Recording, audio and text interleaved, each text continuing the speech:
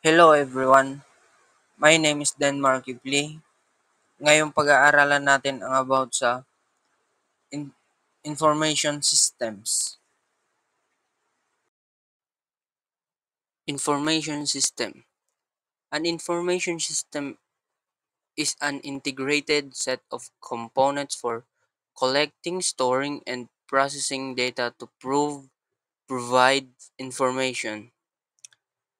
Data means raw, unorganized facts. Information is processed data that is meaning and useful. Like example, a list of a numbers is just a data, but when you arrange the same exam score, that became information. Let's go to management. According to Theo Hyman, management has three meanings. As a noun, it refers to a group of manager.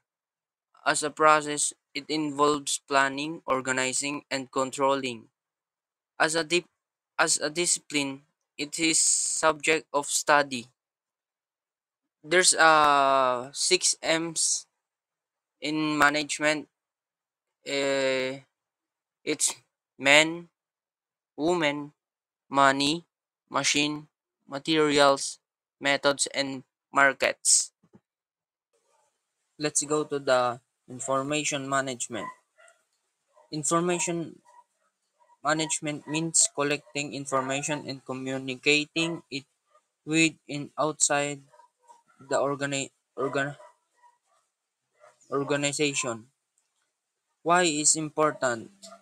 It increase knowledge, decrease efficiency, and helps in creating better plans.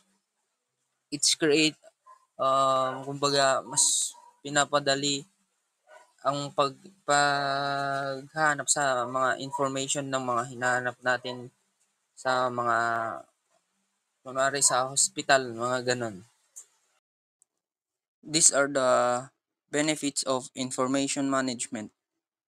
Simplified management, easier backup and recovery, maintaining compliance, and lowering total cost of ownership.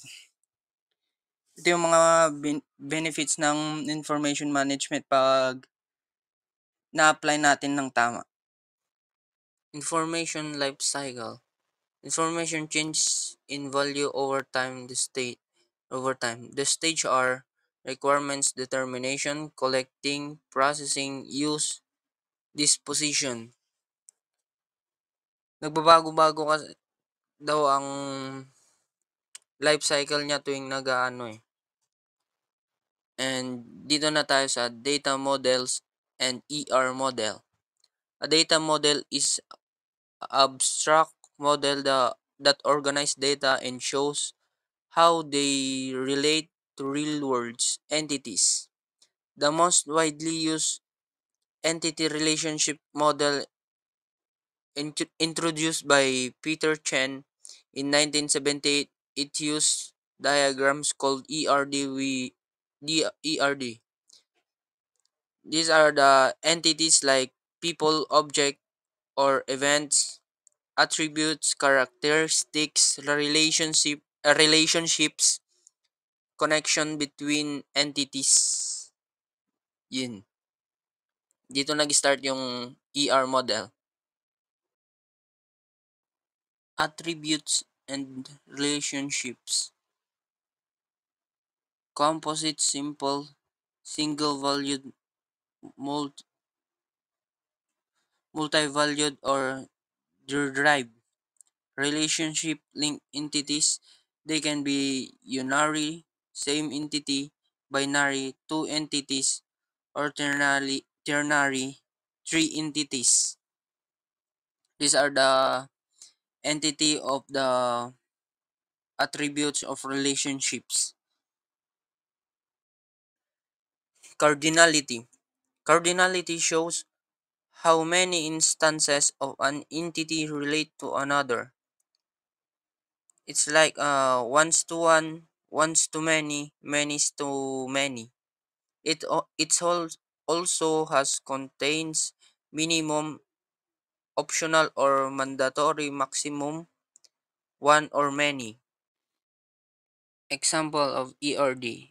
An employee is assigned to a project. A client buys an item which is recorded as a sold item. Ito yung example ng ERD kung paano prina-process. Thank you.